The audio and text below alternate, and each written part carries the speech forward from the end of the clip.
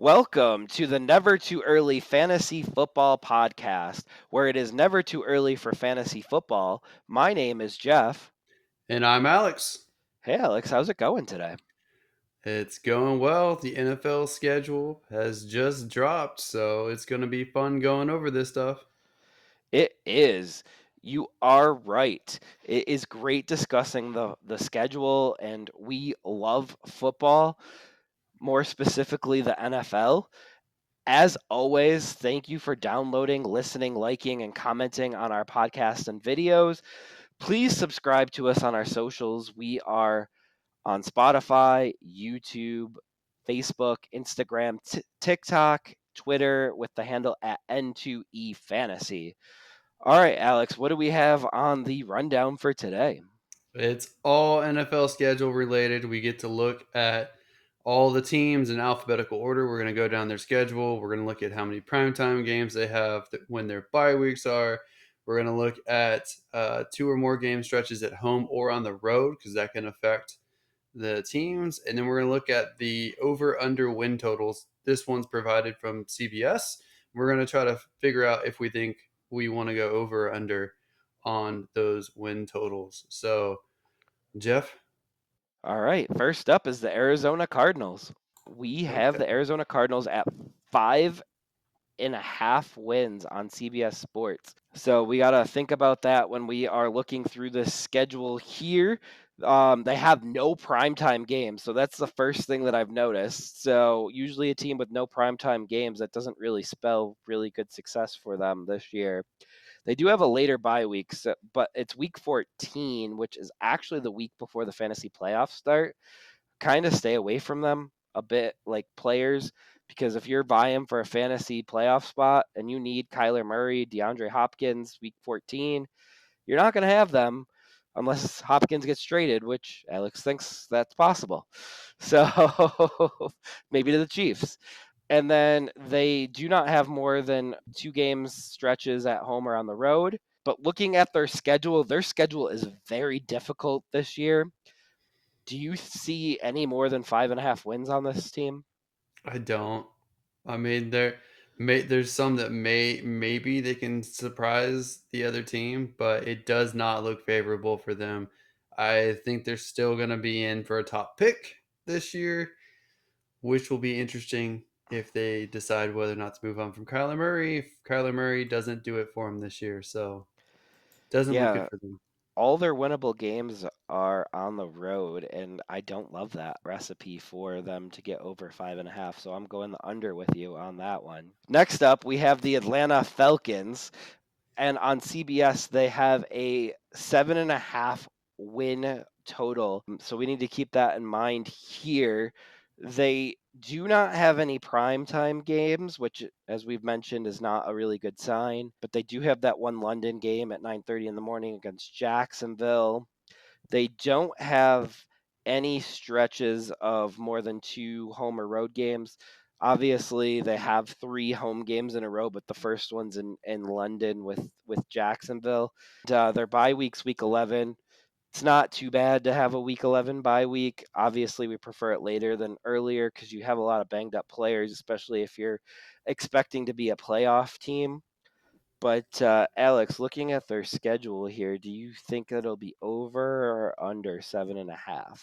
I think it actually has a chance to be over because I'm looking at that their schedule, and this division, the NFC South, is wide open. It could be anyone's team. Any of them could be at the bottom of the NFC as well. So all 6 matchups are potentially winnable, although the Saints would be the hardest. I think the Falcons are going to be pretty on par with Carolina. So those might split. I might say Yeah, one I each. completely agree. But Jacksonville, I mean, Jacksonville has a lot of talent, but they're also beatable, and it's an early morning game. It's on the road for both of them. Houston, as much as it pains me to say it, is a beatable team. I think Atlanta and Houston are probably on par with each other. Atlanta might have the edge a little bit, Especially at maybe. home. Yeah. Washington, I don't know what Washington is. Washington's a very similar team to the Atlanta right now. Yep. So that's a winnable game. Tampa Bay is a winnable game. Tennessee, Minnesota to an extent is potentially winnable, although I still give the edge to Minnesota. Arizona is very beatable. They play Tampa again and Carolina again, and they play the Colts and Chicago. So I can see them getting at least 9 wins potentially. Yeah, I think I got them at 8, just so we are on the same page there. I think I have them at 8, and so that would be over, which is kind of crazy, but that's with Desmond Ritter at the helm. I don't feel great about it. I wouldn't probably place a bet on it because I don't feel confident in Desmond Ritter, but I do see 8 winnable games at least on the docket. So next up is the Baltimore Ravens, and the over under win total is 8.5 for them. I do see some primetime games here with Lamar Jackson now back. So it does look like they have 4 late primetime games. They also have an international 9:30 a.m. game as well. So that's telling me that the league is expecting them to be relatively good this year. They also have a late bye in week 13, and they do not have any stretches of more than actually, that is a lie. They have 3 consecutive home games from week 9 to week 11. So that is a huge advantage, middle of the season, and then they go out to Los Angeles and have the bye. So, Alex, what do you think about the 8.5 over under win total? And do you think it'll be over or under? I think they have a much more difficult schedule than I originally thought. Their whole division is probably going to be pretty competitive, with the Bengals being there. The Bengals almost could have gone to the Super Bowl last year.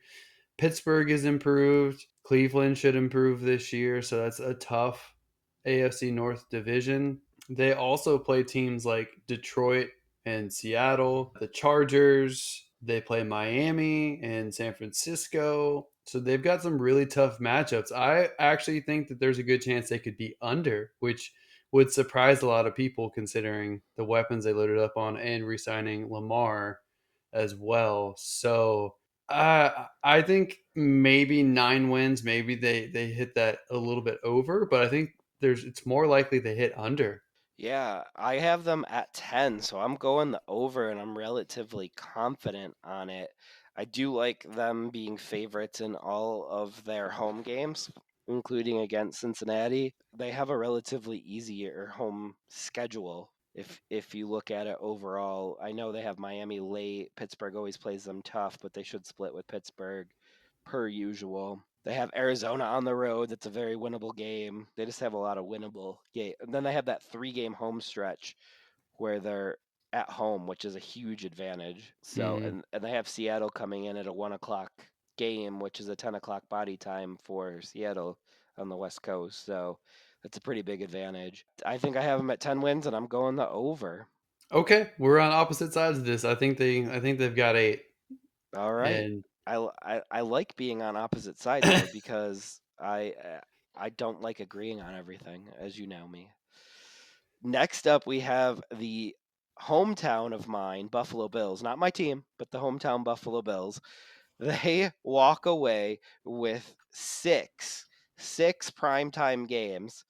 And not only do they have 6 primetime games, they also have a London game on top of that. So they don't really when I grew up, all they did was play at the 1 o'clock window because they were the Buffalo Bills, and that was the only game that would ever be on in the 1 o'clock window. They have one game after October 22nd in the 1 o'clock window. That is insane to me. And I don't know if that's an advantage, disadvantage, because we got used to the 1 o'clock window for so long. 6 primetime games is crazy. Week 13 bye is crazy good for them as well. They don't really have stretches of home games. Like they do have a 3 game stretch, but the middle game's in London. What do you think about the over under here for the Bills? It's currently set at 10.5. well, before I saw the schedule, I initially had them about at 11. I'm looking at the schedule now, and I think a lot of their away games are very tough. So they have an away game at Cincy, they have an away game at Philadelphia, they have an away game at Kansas City, they have an away game at the Chargers. So I think that's very tough. I think I'm gonna have them around 10. Although the talent there, they probably could get 11, but it's gonna be a tough 11 in my opinion. Yeah, I mean the division is stacked now. I mean, I could see them sweeping New England, but they might split with the Jets. They might split with Miami. Jacksonville has back-to-back games in London, so we don't. I don't even know how that looks for Jacksonville because we've never really seen that before. How a team reacts to like back-to-back weeks in London. Their road games are ridiculous, though. They have Philly, Kansas City, the Chargers, the Dolphins, the Bengals. These are all road games, and they'd almost have to be perfect at home to get this. I do see a slight regression on them, and I'm definitely going the under on this as well. Yeah, I think we have to. Unfortunately, sorry, Bills fans. Yeah, I didn't see that coming. It makes sense after being so good that you're gonna eventually get the harder schedule. The strength of schedule always goes up. I don't know, man. Hashtag NFL rigs. No. Yeah. So the so next up, the Carolina Panthers. They have 7.5 over under currently. Looking at their schedule really quickly, I do see two primetime games, including week 2 versus New Orleans. So this is Bryce Young's like first time under the stars, as long as he's the starter of the football team. Bye week's week 7. Don't really love that because obviously players are more banged up towards the end of the year and they could use that week towards the end of the year versus earlier on in the season. Um, but I don't really expect Carolina to be a deep playoff team this year, so I don't really see that impacting them too much. They have a 3 game road trip from week 12 to week 14, which isn't very friendly. They do stay all within the same time zone ish. I think they might travel one time zone over, but 3 game road trip, that's a lot of getting home and packing for the next trip. What do you think about the over under of 7.5? Uh, well, I'm looking at the first 6 weeks, and that's a brutal start to their season. So I think I might hit over, or I'm sorry, under 7.5 because they're at Atlanta, then versus New Orleans, at Seattle, versus Minnesota, at Detroit, at Miami for the first 6 weeks with a rookie quarterback. That is a brutal start. So I think it gets easier from later on in the middle of the season, but I think I can see them at 6 or 7 wins, honestly. So that's under the 7.5. Yeah, I have them at 6, and I'm going under on this, and it pains me a little bit, but they're gonna have to beat up on the Saints and the Buccaneers and the Falcons if they're gonna hope to make any headway this year. Next up is the Chicago Bears. They have a over under of 7.5 wins. Looking at their schedule really quickly, they have 4 primetime games, which is kind of crazy. That's telling me that the NFL thinks that Justin Fields is going to take the next leap forward. They're expecting him to and they want him to. Hopefully he will take that leap forward. They have a week 13 bye, which is great for them. As far as stretches that they have, there's no major stretches of home or road games. Over under 7.5. Looking at them right now, because I think they're closer to Green Bay and Minnesota than they were last year, and they've got some easy-ish games. I honestly I could see them getting 8 wins, so that would be over on the 7.5. So I think 8 is about where they finish. Yeah, absolutely. I could easily see them getting the over this year, but they could be a team that starts off a little bit slow.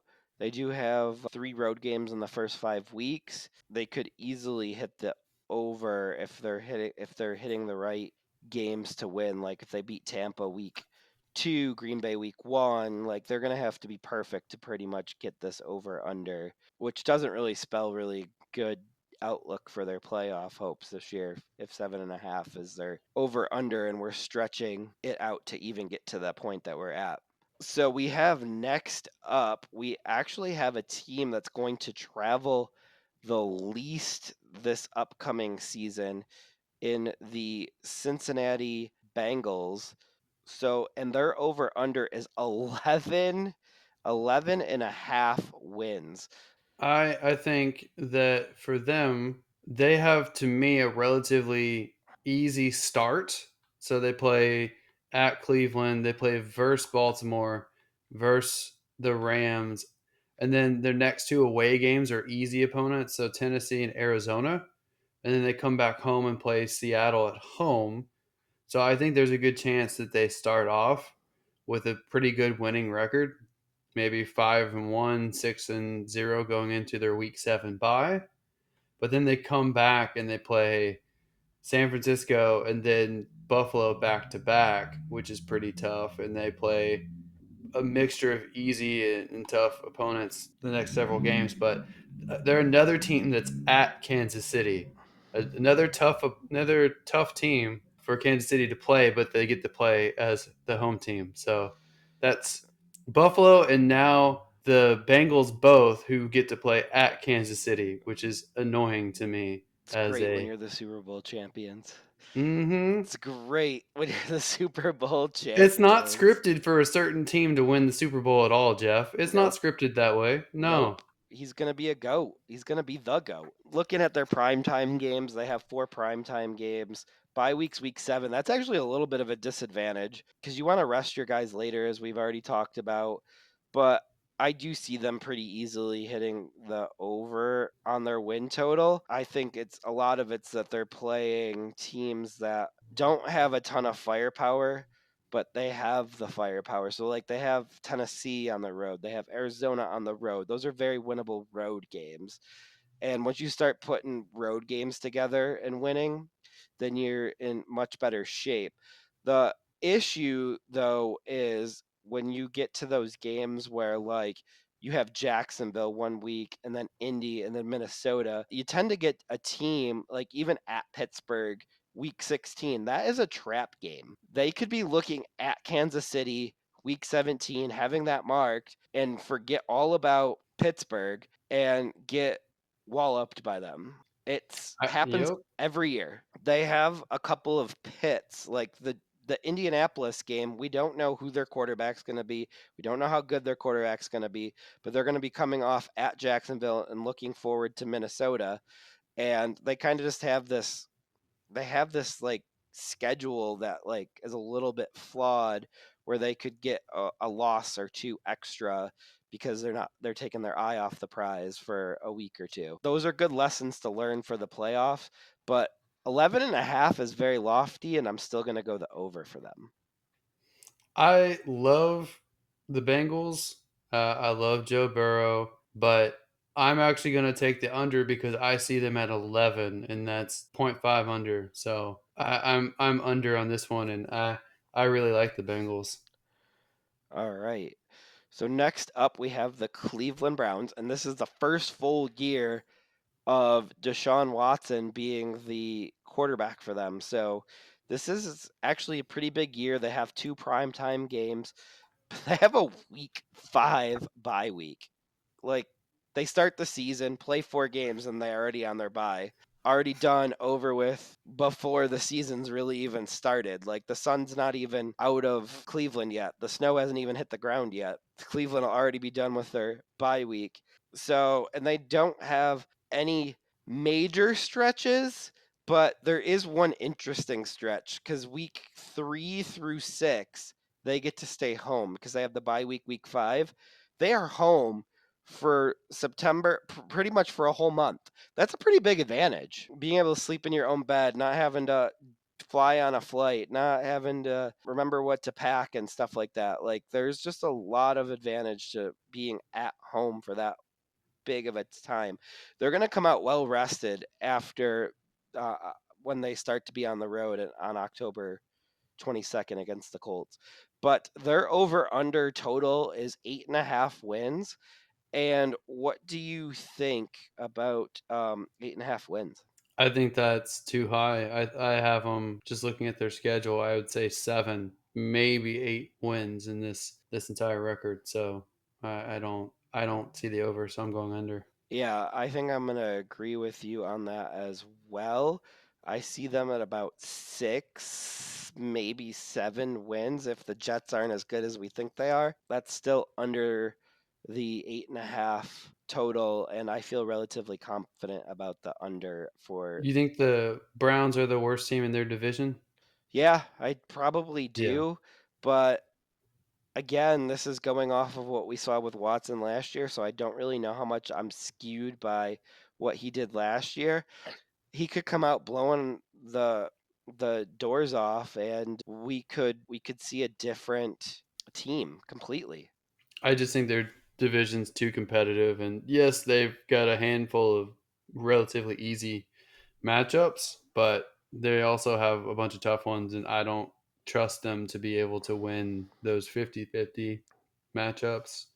So, yeah, I say 7 and you say 6, I or you do, say I 6. do, Okay. I do. Next up is America's team, the Dallas Cowboys. They have 6 primetime games, 6. That's pretty big. Their over under total is 9.5. So that is quite lofty, but I do believe McCarthy's gotten double digit wins at least the last 2 seasons. So that's like saying they're going to regress like a little bit. There's no major stretches for them, and they have a week 7 bye week, which is kind of a little bit early for my liking. But what do you think about 9.5 for the Cowboys? I'm trying to see where they could get 9 or 10 wins. I'm looking at 8, maybe 9 wins. So I'm under on this one too. I just think their schedule is not that easy. So it's going to be tough, and I don't know if the Cowboys can win a lot of tough matchups. Sorry, Cowboys fans. I am related to a lot of you and married to one, so I apologize, but I don't see 10 wins in the schedule. Yeah, I see 9, and that would be the under for me as well.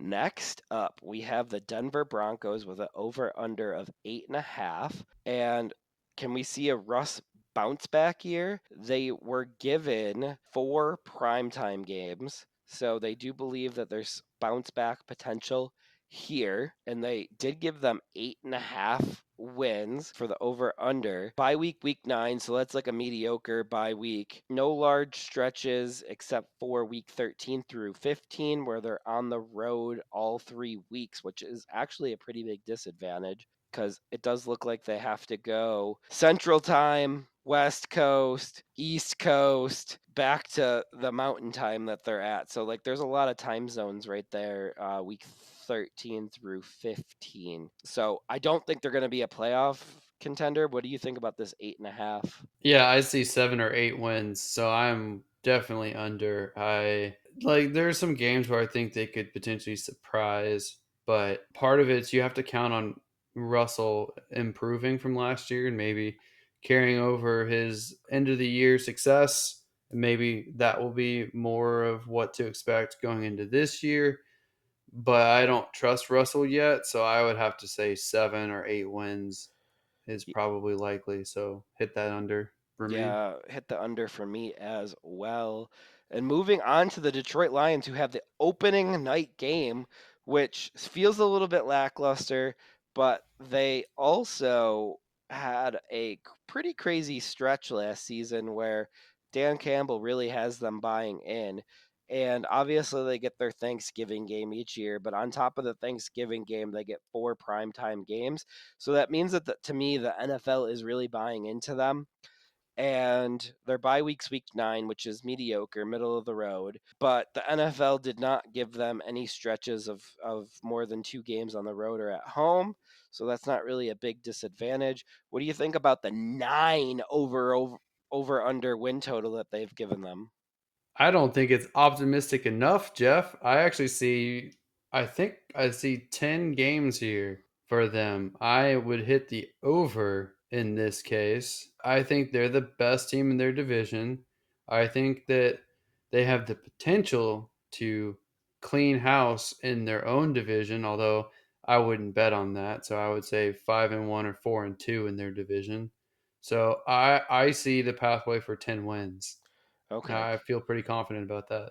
Because this is the only team that we have listed that doesn't have like a .5 after it. This is like a straight 9 as the over under line. I would have them going over as well. They probably could sweep Chicago. They might split with Green Bay still because we don't really know what love is. They could even upset Kansas City night one. Like there usually is a little bit of a Super Bowl hangover and championship hangover that the champion team can lose those games relatively easy. And then I like their start with Seattle and Atlanta. They could really reel off they could easily reel off 3 wins in the first 5 weeks. They could reel off all five if everything went right for them.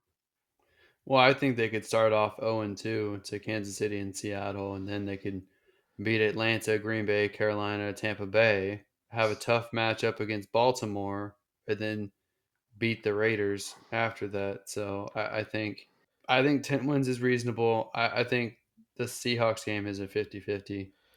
But I can't count on them to beat Kansas City the opening night. I just don't know Right. if that's likely. They do have 10 days off before the Seattle game, though, which is a pretty big advantage. It's like a mini bye before the Seattle game. Seattle does need to play a 10 o'clock body time. This is like at least 2 or 3 times that we've noticed that Seattle's playing a 1 o'clock Eastern time. That's a pretty big disadvantage for Seattle that was coming off of a surprising year last year. Yeah, I So agree. we'll see if that trend continues. I'm gonna smash the over for them as well. And I know we're gonna have differing opinions about the Green Bay Packers. Green Bay Packers over under is 7.5. 7.5. Jordan Love does not get one, two, three, four. He gets five primetime games in his first year, which tells me that the NFL is actually buying in on the Jordan Love hype, whether or not that we're actually buying in on it or not. They have a week 6 bye. That's a very weak bye to have. They also do not have any stretches where they're on the road or at home for too long. I don't like that they have at Las Vegas bye week at Denver. So I don't like that they have to go to two places in between after or sandwich between their bye. What do you think about the over under 7.5? And do you smash the over or under? I'd say under. I would say they have about 6 games. Honestly, I'm not a believer in Jordan Love at this point. I need to see it. I'm not saying he won't be good. I'm saying I haven't seen anything, so I don't think that he'd be good. So I don't assume he'd be good anyway. But their schedule, a lot of the easier matchups are like the last 4 or 5 weeks of the season. There's a couple sprinkled in, so maybe they can get 7, maybe they can get 8, but I wouldn't go over 7.5. I wouldn't feel confident at all. So I'm going under. All right, I'm smashing the over. I knew we would disagree on that one. I like me some Jordan Love. Could you hear And that? engines even are revving for Jordan Love. I love it. We have sound effects now, ladies and gentlemen. Next up is the Houston Texans. They do not have any primetime games, which tells me that the NFL does not believe that they're going to be a contender this year. A week 7 bye week, which is a disadvantage as well. They do have a 3 game home stretch from week 11 to week 13, which is actually an advantage. And the over under is set at 5.5. Alex, I know they're your team, but do we see more than 5.5 wins on this schedule? I think I see 6 or 7, so I would actually hit the over in this case. Whoa. I'm not saying they're going to make the playoffs or win their division. I just think that half their matchups are relatively easy, so there's a good chance that they actually get 6 wins. So I'm going over. I have them at 5 wins, and I'm going to go the under. I do think this is another year that you guys end up towards the top of the draft. Unfortunately, you don't have your pick, but we'll see if your new coach can coach them to a little bit better of a record. They do have Cincinnati on the road, they have the Jets on the road. They have a lot of tough out of division road games. Carolina's on the road. That'll be a really cool matchup because we'll probably see Stroud versus Young. We'll be able to see it right there on the field. week 8. I fully expect them to both be the starters by then, but I'm going the under for them, sadly. Well, I think week 8 is probably the most winnable game for the Texans. So I We're mean, not talking. it's a very easy opponent, We're, but we're not talking that week. The podcast is canceled that week, ladies and gentlemen. we Uh, could have a friendly wager or something, man. We yes. could easily do that. So Yes. I already have a friendly wager where one of us gets to be the sole host of the podcast for that week. For the winner gets to be the sole host. And then the loser just needs to sit there and put their mic on mute and just look sad and dejected the whole Yep. time. Yep. And then I would, if it was me, I would say the most outlandish things. So you'd be reacting on mute. It would be the greatest thing, but only for our YouTube audience. That's right. All right, on to the Indianapolis Colts. I- the Indianapolis Colts have 0 primetime games. They do have a decent bye week in week 11. They don't have any stretches of 2 or more games on the road or at home. And CBS has an over under of 6.5, which is more than the Houston Texans at this point. So Which is dumb because they're in the same situation. And honestly, I think the Texans have the better roster talent right now overall. So I'm hitting the under for the Colts. I all think they're both 6-win teams. So Texans are over 5.5 and Colts are below at 6.5. They're both going to get probably 6 wins, in my opinion. So I I feel like have that's fair. I have Indy at 5, so I'm going to put them under as well. So we're going to get to some teams here that are going to be over because we're hitting the under quite a bit. But we're moving on. Next up will be the Jacksonville Jaguars. They have back-to-back London games, which is like the first time ever there's back-to-back London games. And I'll be curious to watch and figure out how they do with the back-to-back London games. I do think that this is a test for the NFL to see if they could ever house a London team where they could have like seeds of the season. So like they would be able to plant home for 2 or 3 weeks and then come over to the States for 2 or 3 weeks and then go back home for 2 or 3 weeks. I do think this is like a seed in that. But the NFL on top of the back-to-back London game, so this is the first time that's ever happened. They have 3 primetime games on top of that. So the NFL is a little bit higher on Jacksonville than they have been in the previous years. That's because of the leap that Lawrence took last year. Bye week, week 9. Ugh, that stretch, that silly stretch of week 2 through week 6 where they have all home games, but 2 of them are in London. So it doesn't really count for what we are looking for. CBS has an over under of 9.5.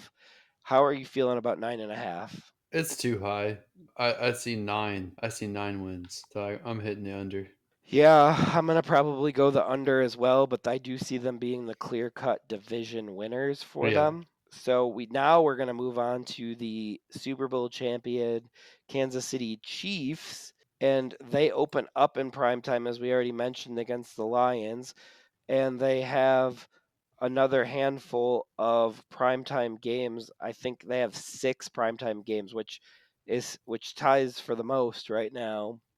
But not only do they have 6, it looks like they have a Germany game against Miami.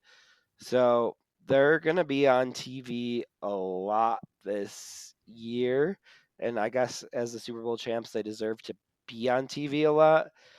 Bye week, week 10, that's a middle of the road bye week. I don't see any stretches that they would be on the road or home too long. But the over under from CBS is 11.5 wins. What do you feel about that? Yeah, I would hit the over on that. Looking at their schedule, the NFL has gifted them another Super Bowl, in my opinion, because their toughest matchups they get to play as the home team. So they start with Detroit. Detroit's the toughest of the NFC North teams that they're going to face. So they play them at home. They get to play Miami at home, technically, even though it's international. They get to play Philly at home. They get to play Buffalo at home. They get to play Cincinnati at home. So as if I was a fan of any of these other teams, I'd be fuming because it seems like the NFL is heavily favoring Kansas City on the schedule, and I can't see it any other way because at least one of those matchups they should have been the away team for. So You do that I we find that annoying. we do understand that the schedule is already done like years in advance. So we already know the home and road teams for next year. It rotates every other year. So based on the formula, yeah, it just lined up perfectly for them No, to be able to repeat. who they play is already set up for the most part. They do flex games, but where and when they play is not determined until the start of the year. Otherwise, they would release everything ahead of time. They do not.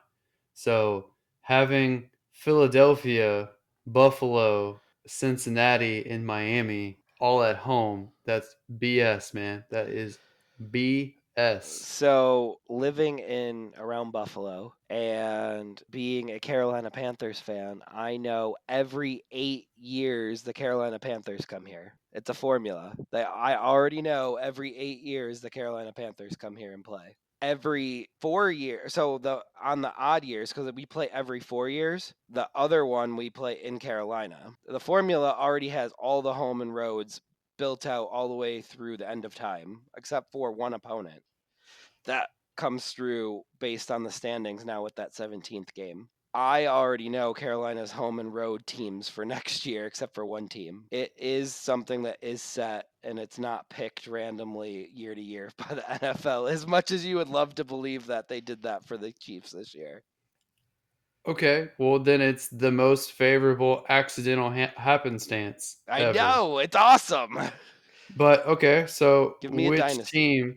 which team did they pick? So which team did they add to it? Which actually they add two teams, I think, because It's just one for that 17th game. Philadelphia and Cincinnati are the ones that have to have been added, correct?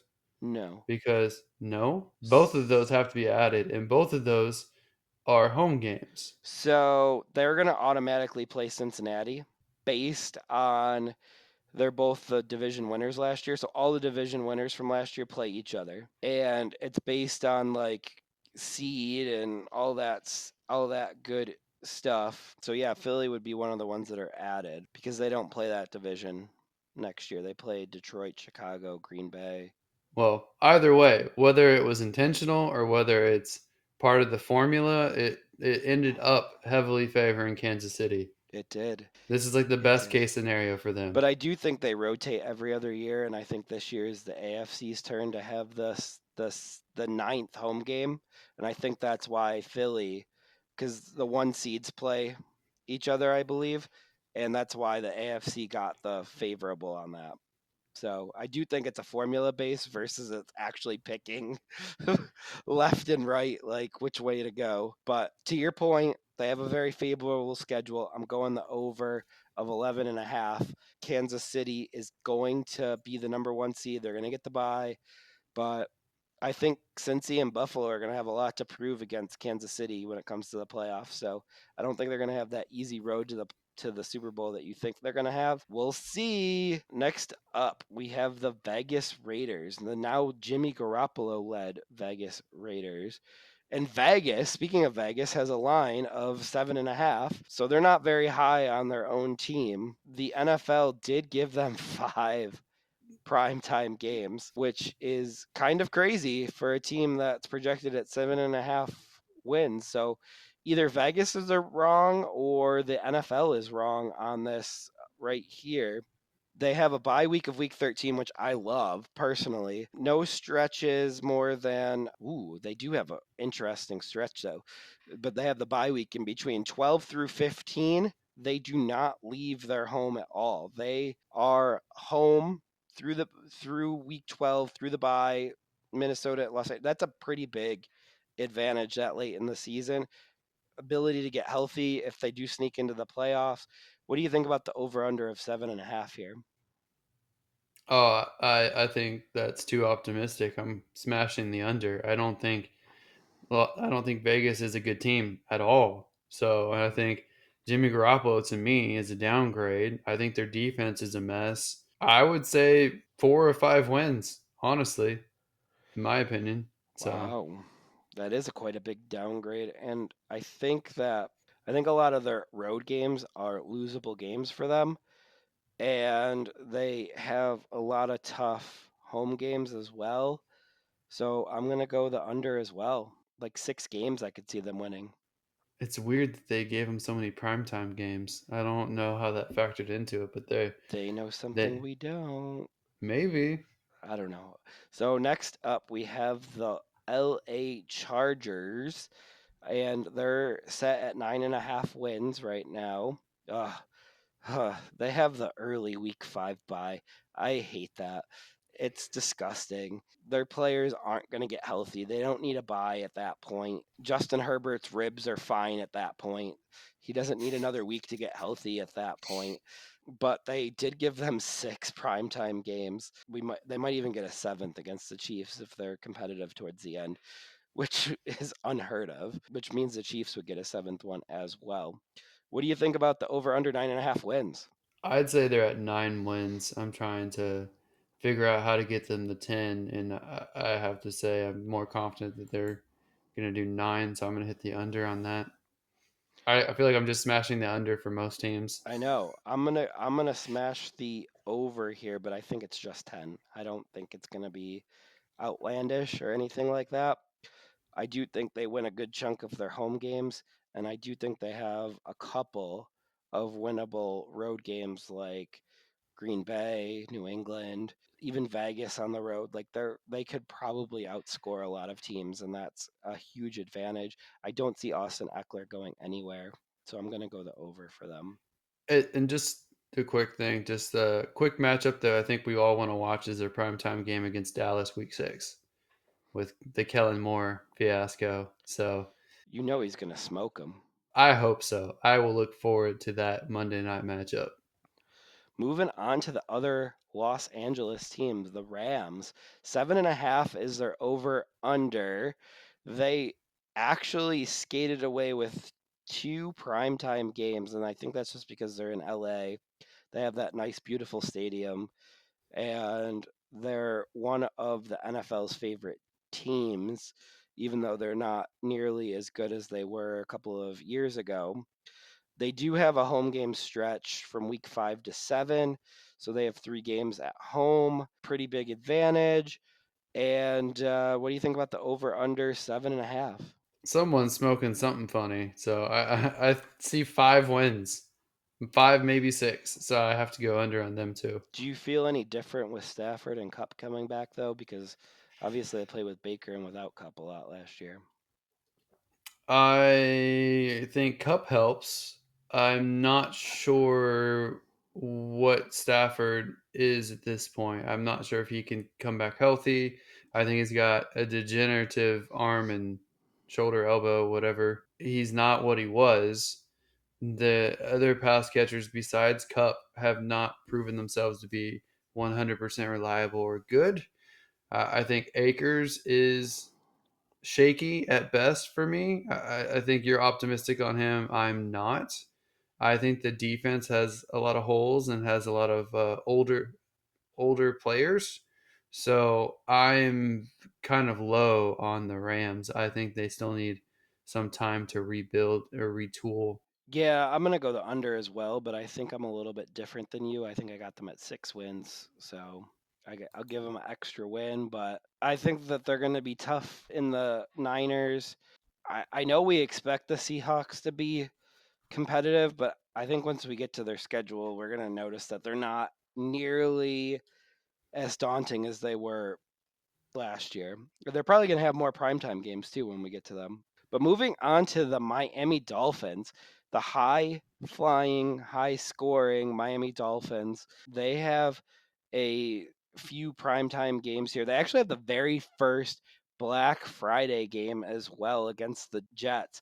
And that'll be a really interesting matchup. It's at 3 o'clock in the afternoon Other than that, they have three other primetime matchups, and they obviously have Kansas City, as we talked about, in Germany. Their bye week's right after Germany on week 10. One note that I do notice from other teams is that they're not taking their bye week after London. I did notice that with a lot of teams that they're not taking their bye week after London. So, and NFL does give teams the option to do that if they have a London game or not. So a lot of teams are opting not to take their bye weeks right after London because it's so early in the season. So their over under win total is 9.5, and I don't see any major stretches with the exception of 14 through 16 where they're at home with Tennessee, New York, and Dallas, which that's probably a really nice little bunch to be at home for because those are probably all winnable games. 9.5 for the Dolphins. Where you got them? It's tough because is Tua playing the entire season? Because Tom that's Brady. gonna Tom Brady. If Tua can't play, Tom Brady's coming in. Uh, if that's the case, I could see them getting 9 or 10 wins. So that's a perfect over under spot. I'd say 9, so I say under. Honestly, Yeah, I have them. The Kansas City game's going to be awesome because Tyreek's going to want to show out that game. It's a 9:30 a.m. game. I love those.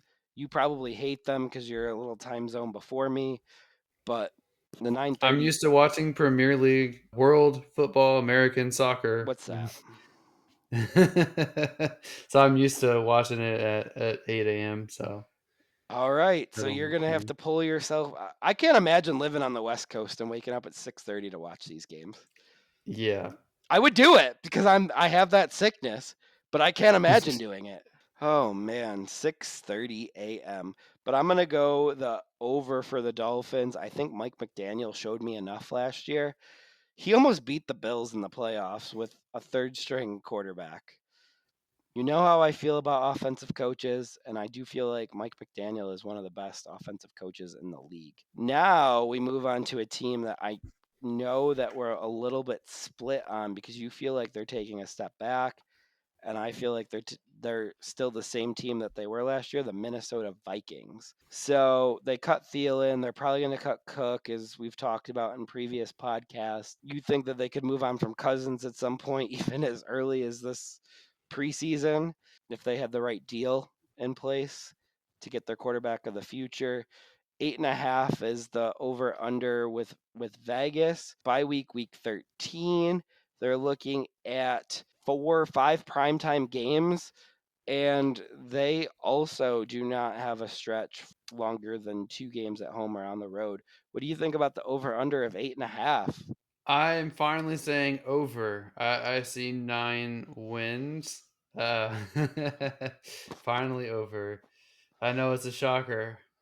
I think there's only 2 teams. No, there's three. I said over for, but I'm looking at their schedule, and I do think that the last 4 games, should they be in playoff contention, the last 4 games will be very difficult because it's at Cincinnati. They have 2 games against Detroit, and they have a game at Green Bay. So if they're on the edge of playoffs, one way or the other, like barely making it, might make it, that's going to be pretty tough to overcome. But schedule wise, I can see them getting 9 wins. So I would say over. So they are going to have regression to the mean because I believe they had 11 one score wins last year. So if they win like half of those games, then if they win 6 of those games, they regress 5 games, then they're at like 8 wins, I think, for the season for last season. And that could take them out of the playoff run. That's crazy. I'm gonna go the under here. I thought we were gonna be on opposite sides, but We I are. see regression to the mean. No, but I thought we were gonna be on the opposite sides. You thought you were going to take the over and I was going to take the under? Yeah, because I still think they're a good team, but I see regression on those one score games. Well, I will say a couple things in their favor. They do get to play at home against the Chiefs, although I don't think that that is necessarily going to help them. But you never know. Like they might have a chance playing them at home. They also play the 49ers at home. So again, I don't know if that necessarily helps them because both those teams, I think, overmatch them. but maybe being at home helps them in some form or fashion. I do think that they have a relatively easy schedule outside of those two matches and playing at Philly week 2. That's pretty hard. So they have three very difficult matches, a lot of 50-50 matches. Last year they proved they could win a lot of close games. Even if they regress from 11, what if they get 9, Jeff? So I think 9's a pretty good number for them, especially looking at who they play this year. Yeah, and I'm going 8, so I'm going the under. Next up, this one's actually going to surprise you. The New England Patriots. Vegas has them at 7.5, but they have 4 primetime games, and they have a string of 3 primetime games in a row from 14, 15, and 16. Does that surprise you with the New England Patriots? It does. It doesn't make a lot of sense to me. Their ticket prices are Um, ridiculous, also. Oh yeah, yeah. ESPN shows us next to the matchup how much the ticket prices are, and New This England I is think by is far in the the highest. most, Yeah, it's really weird. which tells me that people are still buying into the Super Bowl Belichick Brady era still existing. But their bye week's week 11. They don't have a stretch of more than 2 road or home games. What do you think about the over under of 7.5? I think that's significantly too high. Like What? I'm looking at their schedule. I'm like, okay, the first one I think that they can real like actually win is week 6 against the Raiders. The next one is potentially week 9 against Washington, then the next week against Indianapolis. And then that's really it. Maybe the Giants week 12, but I maybe Denver week 16, but I would say 4 or 5 wins, probably 4. Like I don't know if they're going to be that good. Look at who they play right off the bat. They have Philadelphia week 1, Miami week 2, the Jets with Aaron Rodgers week 3, the Dallas Cowboys in Dallas. Then they play New Orleans. Those are really tough matchups the first 5 weeks. I mean, the stretch is It kind of death row too. yeah. So at the end of the year, like the last Yep. six, Kansas City, first Denver, last 7, Buffalo, New yeah, York. yeah. That Woof. that's But they're at with Pittsburgh how they before that too, and then they have the yeah. Chargers. So their last 6 games, like the way that they have them, kind of sucks. Their wide receivers are not great. Mac Jones struggled heavily last year. Yes, they've got Bill O'Brien as the offensive coordinator now, but they haven't really improved enough. And everyone else in that division is very good and improved. And they have a tough schedule. I think they only win 4 games. I think they might be in contention to get a top pick next year, which will be very odd in a Bill Belichick team. But would that save Bill Belichick's career if he got top overall pick and he got a Can you chance? imagine if you got Drake May or like Caleb if you Williams? got one of the top 2 quarterbacks? Come on, man. Like Caleb Williams and Drake May, if they go to New England, come on, man. BS. Yep. I keep them in the AFC, please, please. But I'm gonna go the under as well. But I have them closer to 7 wins because I could see them beating the Giants on the road. I still don't think the Giants are a team that could just beat you straight up. Like, especially if you're a good defensive team, I think that they would have a trouble with a good defensive team. I think the Giants could beat the Patriots. I They think the Giants could, are better than the Patriots. they Yeah. could, but that's one of those teams that Bill likes to beat up on. Is the team that has a shaky quarterback and he'll take away Barkley and make Daniel Jones beat him. And I don't know if Daniel Jones is really ready for that yet. All right, moving on to the New Orleans Saints. 9.5 is their over under. They get Bryce Young's first primetime game, and they have a total of 3 primetime games this year. Derek Carr's first year, 3 is kind of a low number for them, especially with a 9.5 win total. Week 11 bye, I kind of love that. They don't have any stretches other than 13 through 15, where they have a 3 game home little stretch there with Detroit, Carolina, and the Giants. I mean, that's a huge advantage towards the end of the season. I want that to be said. Like, that's a huge advantage, especially a playoff stretch. And I do think that you think that they're a playoff team. Do you see them getting to 9.5 wins? I'm looking at their schedule, and this is the easiest schedule by far of all the ones we've come across. If they're a little bit better team, I could say they could push for an undefeated season with how easy the schedule is in comparison to the others. So I absolutely think they could go over. See, stinking, I stinking helps every once in a while. I mean, who's the best team that they play? Detroit at home, Maybe Jacksonville too. Like those but those are those home are the games. those are the top teams that you play in your entire schedule this season. Like those are winnable games. I think I think they could lose week 2 with Bryce Young's first game in prime time, but we'll see. We'll see what Derek Carr does in prime time.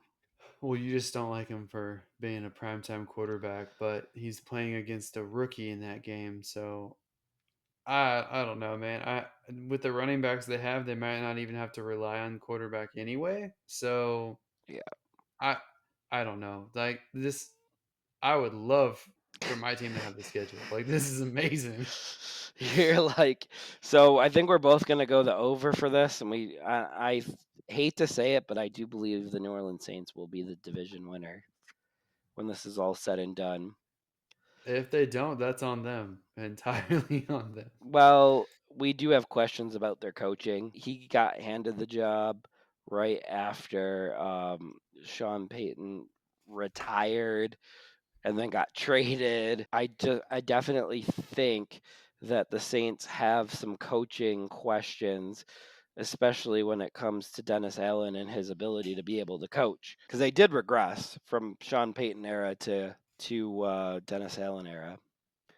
I agree, but I also think that had a lot to do with not having Drew Brees anymore and having three different quarterbacks that you rotated. So I think a lot of that was just they got screwed on cap. They got screwed at the quarterback position specifically, and Tom Brady came into the division for some reason. So I think all those factors play into it. So this Yeah, is the year that we see if that head coach can earn his actual job. And if they get 10 wins, if they win the division, I think he'll keep his job. yeah. The Bucks were pretty terrible last year, and the Saints still couldn't make headway in that division. And They that was still had Jameson Winston. Or Jameson, yeah. right. But Sean Payton had Winston the year before as well. Um, so and they regressed in every metric, and they had the same players. But he decided after 1 year of no Breeze that he was going to retire, which I don't blame him. But moving to New York here, we have the Giants up first, and they have 5 primetime games, and that's actually quite a bit of primetime games. Week 13 bye, I love it. They have one of the stretches that I hate the most, 3 road games in a row with Vegas, Dallas, then Washington. So they have to go to the West Coast, come back, play 2 division rivals on the road. So that's a pretty brutal stretch for the Giants right there. But the over under with the Giants is 8.5. What do you think about the over under there? Well, I definitely think they regress a little bit from last year because I don't think they did enough to keep up with their conference. And I don't think the schedule is super favorable to them. So let me see here. I would say maybe 7 or 8 wins. So I think that's an under for that win total. Yeah, so I have them 8 wins going into the last week with Philly. So that's going to be the over under week right there. If they can beat Philly at home last week of the season, I guess a lot will be depending on if Philly has anything to play for. But I'm going to go the under and assume Philly has something that they're playing for at that juncture, that they're trying for the 1 seed, the 2 seed, whatever they're trying for at that exact juncture. Now we move on to Aaron Rodgers' new team, the New York Jets. And of course, they open up in prime time on Monday Night Football. And then they also get the very first Black Friday game. And On top of that, they get 5 total primetime games. So they get 5 primetime games plus the Black Friday game. So they're going to be on TV a lot this year as well. We're going to get sick of the Jets, who were one of the worst football teams last year. Vegas 9.5 right now. They have them. Their bye week's week 7, which isn't really that favorable. They have a stretch of home games from 12 to 14 where they go Miami, Atlanta, Houston. So at least 2 of those 3 games are winnable, maybe even all 3. So that's pretty impressive. So what do you think about the 9.5? I didn't think I was gonna do this, but I think I'm gonna go over at 10.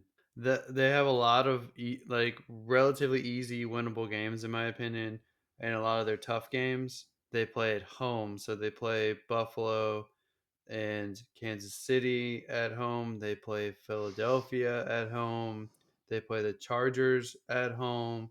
They play, of course, they play at least one home game against Miami. Yep. They they play a fringe team, Atlanta at home. They play another fringe team, Washington at home. I mean, I could see them getting 10 wins, and I didn't think I was going to say that before I'm looking at this You're schedule. just as surprised as I was when I was with Minnesota when I went the under. But Yeah, I do notice that they only have one home game after December 10th.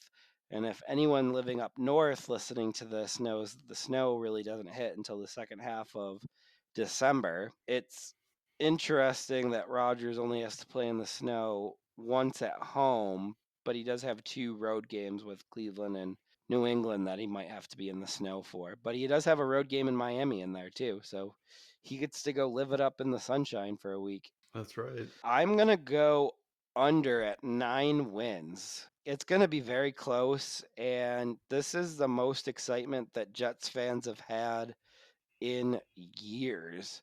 And That's funny because I feel like you like Rogers a little bit more than I do. yeah, I mean, I still think they're the third best team in the division when you consider coach and quarterback, and then you consider weapons around them as well. Like obviously, I would take Tyreek and Waddle over almost anything else in the division right now, even because Diggs isn't enough, and New England really doesn't have squat. So it's just I think that they're going to be like the third best offensive team in the division as long as Tua can stay healthy or unless they can coax Tom Brady into coming out of retirement. Yeah.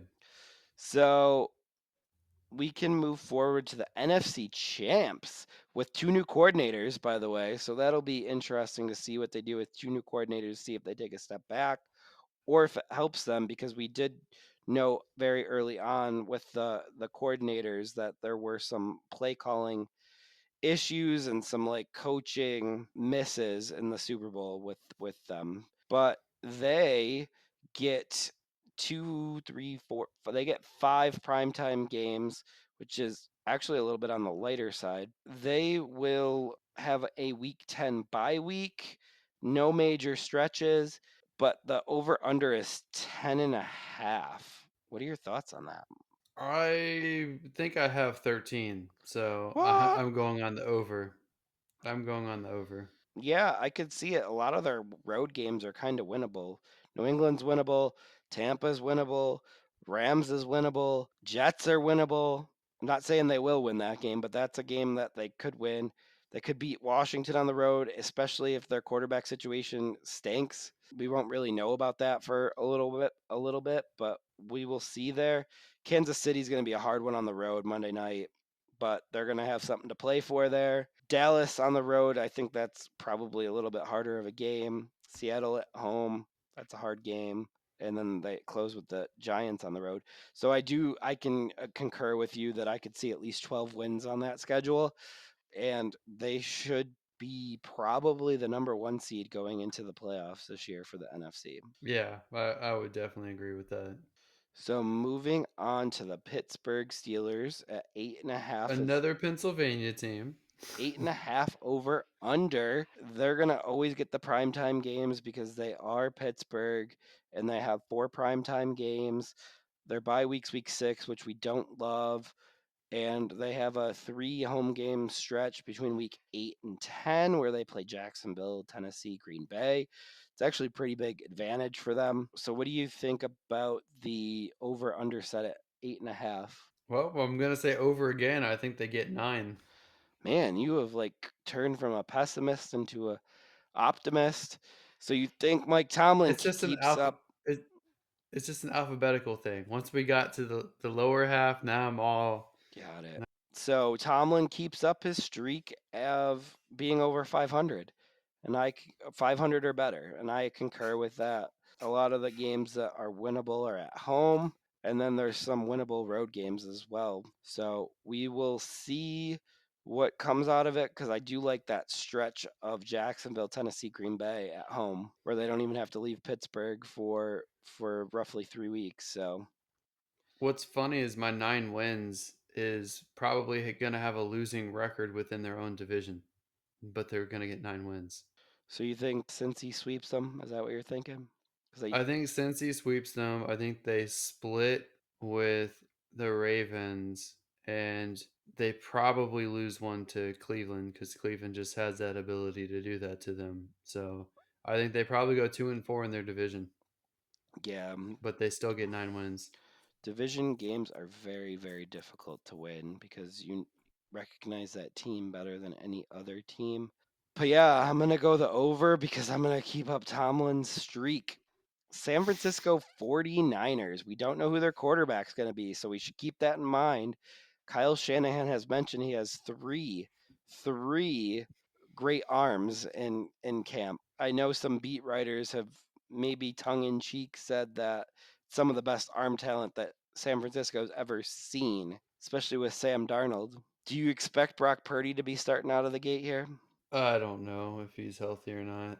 I expect with the news this week, I do expect him to be starting out of the gate. They have 5 primetime games. By week 9. Vegas has them at 11.5 over under. So they do have a stretch early on with week 3 through 5 where they're at home, where they go Giants, Arizona, Dallas, and 2 of those are in prime time. Pretty big advantage early in the season to have those back to back to back, especially Dallas at home, I think is a pretty big advantage. Do you see them getting to the 11.5 wins? If they have a healthy quarterback that plays well, I actually could see San Francisco getting the 1 seed in the NFC over Philadelphia just Whoa. by looking at their schedule. If at least one of their quarterbacks is healthy and playing well for them, there's a lot of winnable games on the schedule. It'll Ultimately, I think Philadelphia is a better team, but San Francisco is right there with them, almost as good as them talent wise, and they have an easier schedule, in my opinion. So I could see them getting 13 wins as well. So I'm hitting the over for them. That's obviously assuming that Purdy plays for most of the year or Lance plays well for them. I don't think Darnold's going to get that many starts, if any, but he is good insurance for the other two. I think they're going to be in a better situation quarterback wise than they were last year. So they should hit the over. Yeah, absolutely. I can see that. The only skeptical thing that I have going on for them right now is they do travel the second most out of any team. So for that reason, I am going to go the under, but it's going to be 11 wins. It's not going to be anything crazy low, but I do see them easily taking the division, 11 wins, but they do have the most talent in that division by far. Any thoughts on my under? I'm I crazy. mean, 11 wins doesn't really feel like an under, but it technically is. But yeah. Hey, I'm Captain Technicality.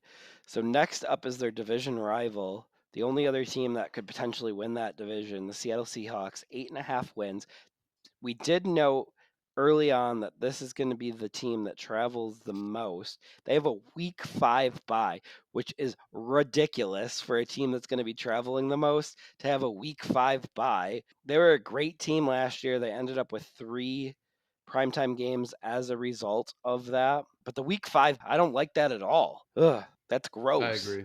That's gross. They don't have I any know. stretches of more than 2 games at home on the road. How do you feel about the 8.5? I feel like Vegas is telling us that they're going to regress this year. Yeah, I would agree with that line. So I think they're right at the 8-9 win standpoint. So it really could be either of them.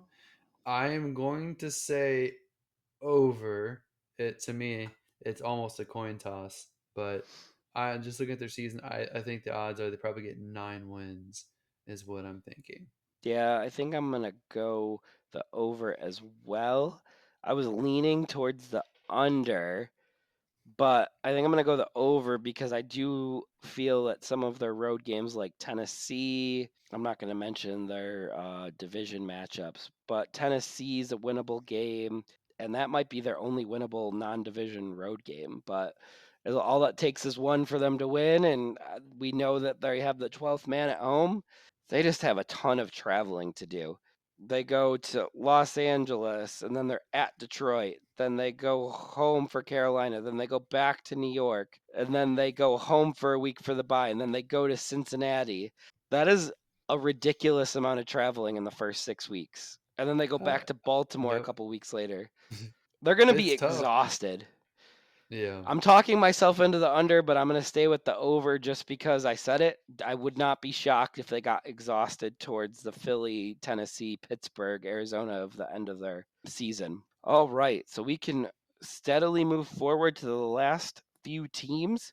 We are going to be moving on to the Tampa Bay Buccaneers. I don't even know how this happened. They got two primetime games. They don't really even have Brady anymore. They have a week 5 bye week, which is a huge disadvantage. The over under is 6.5. They don't have any stretches of more than 2 games at home or on the road, but I think we both can say that. I mean, what do you think about the 6.5? Like, I'm leaning towards the under. Yeah, it's got to be under. Their two primetime games, they're going to get killed. They're going to play Monday night against Philadelphia, week 3, and then they play Thursday night against the Bills, week 8. They're going to be absolutely destroyed. So they have And one of they them's have their some home game. winnable games.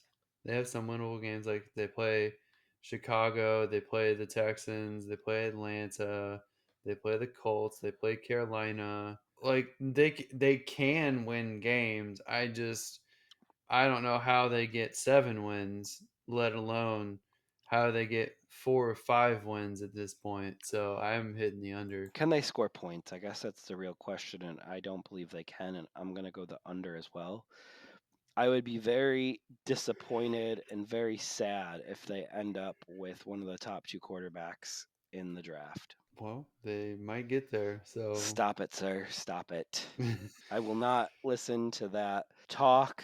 So what you're saying is you're rooting for Baker to put them in the 7-8 win scenario. Yep. Baker, Baker, moneymaker. Let's go.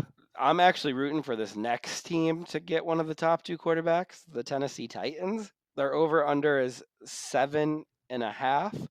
They have a London game against Baltimore, and then they have two primetime games as well. So the NFL must think that they are still at least relatively decent. So let's see here with the bye week of week 7. So it's right after their international game. And then they have no stretches that I can see. Oh, they do have one stretch. They have one stretch between 9 and 11 where they're all road games where they go at Pittsburgh, at Tampa, at Jacksonville. That might be a win in Tampa's column because they're the least scary in there, and they might be the team that they prepare for the least. But what do you think about the 7.5 there? Well, I think Tennessee is probably the worst team in the entire NFL this year, in my opinion. And I can only see a maximum of 6 wins, and that's against division opponents for the most part. So I don't even think they win all of those 6 games. So I'm looking at 4 or 5 wins total because I don't think they can get 7 wins. You don't see them getting 7 wins. Do you see them beating New Orleans? Do you see them beating the Chargers? Do you see them beating the Browns? Do you see them beating the Bengals, the Ravens, Pittsburgh? I got them at seven I don't see wins. them beating Jacksonville. I don't see them beating Miami. I don't see them beating Seattle. So Right. it's really like the Texans, Colts, maybe Atlanta, Tampa Bay. Those are really the only teams I can see them beating. So that there's six, Yeah, I think and I don't think they win all of those. I think those might split. So I can see four or five. right. I have them at 7. The eighth one that it would take to put them over is the Tampa game, but that's the one that they could lose pretty easily because they're worried about Pittsburgh and Jacksonville in there. But I do see them beating Seattle because it's a 1 o'clock body time. Seattle's going to be exhausted by this time in the season.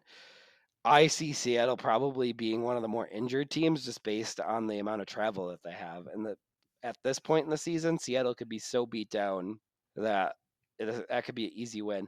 I don't always love when so they play Houston in 15 and 17.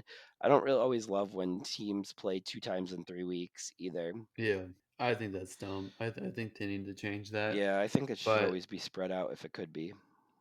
I don't see them beating Seattle though, because I think by that point, Henry's gone, Tannehill's gone or benched. They're starting Will Levis because they need to see what he can do. The teams in shambles. I don't think they can beat Seattle in that circumstance. So I don't see it. I don't think this team can make the playoffs. I don't think this team can win their division. They're worse than the Texans and Colts in my opinion, because at least those teams have hope right now. Are they worse than So the Cardinals? I'm putting you on the spot because in you called them the worst team. in theory, Kyler Murray is better than Tannehill, and they have better wide receivers. They have a better offensive line.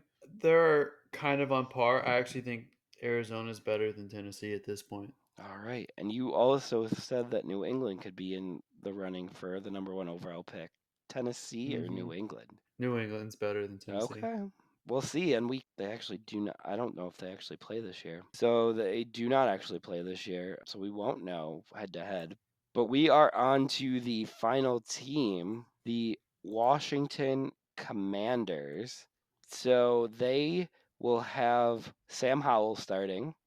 They have one primetime game against Justin Fields and the Bears on a Thursday night. Their bye week's week 14, which we love, but we have no idea what Sam Howell is. Like, for either of us to even sit here and pretend like we know if he's an NFL caliber starter or not, we'd both be lying. You'd probably know a little bit better than me because you probably watch more of his college tape, but they don't have more than 2 games on the road or at home. But they do have a stretch, a weird stretch from week 6 to 10, where they have 4 road games in 5 weeks, which isn't a good thing for a team to have. But the late buy kind of counters that a little bit. CBS has them at 7.5. Do you have any idea what Sam Howell is? And do you have them over or under 7.5 here? To answer the second question, I have them at 7 wins. Okay. So that's under. It could very well be six. But Sam Howell, I don't know what he is yet either. I thought he was a decent prospect in a bad quarterback class. Not saying he's good. I'm not saying he's great or anything like that. He was decent, and he was one of those developmental guys. He's better than Malik Willis, I'll tell you that. I don't know if he's gonna be the long term answer for them. So it's gonna be interesting. I think that they can get a couple division wins despite the other teams being better than them. But overall, I don't think they can make the playoffs right now unless Sam Howell blows it up, and I'm not sure that's likely. I think he's more game manager with a little bit more upside right now, but it remains to be seen if he can actually do it. Yeah, I'm going the under as well, and I think everyone's on the hot seat there just because new ownership's coming in, and this isn't Ron Rivera's first time of seeing new ownership come in. He dealt with it in Carolina and got released from his contract later that year, and I kind of see the same fate coming for him again this year. Ron Rivera gets released, they reboot at quarterback, and the rest is history. Yep. All right. Well, that was fun. I enjoyed going through that, and look forward to the next episode that we do. But it's always nice doing two episodes a week now, so that's going to be really fun continuing that trend going forward. It is. Okay. Well, that does it for another episode of the Never Too Early Fantasy Football Podcast. Thank you for downloading, or listening to this episode. Please don't forget to like and subscribe. Please leave us a comment and share the show. Every little bit helps. Yeah, and as always, you can find us with our handle at N2EFantasy on Spotify, YouTube, TikTok, Facebook, Instagram, and Twitter. Please give us a follow. Until next time, take care of yourselves. Stay away from those week 14 bye players. And remember, it's truly never too early for fantasy football. Thank you again. Bye, everybody.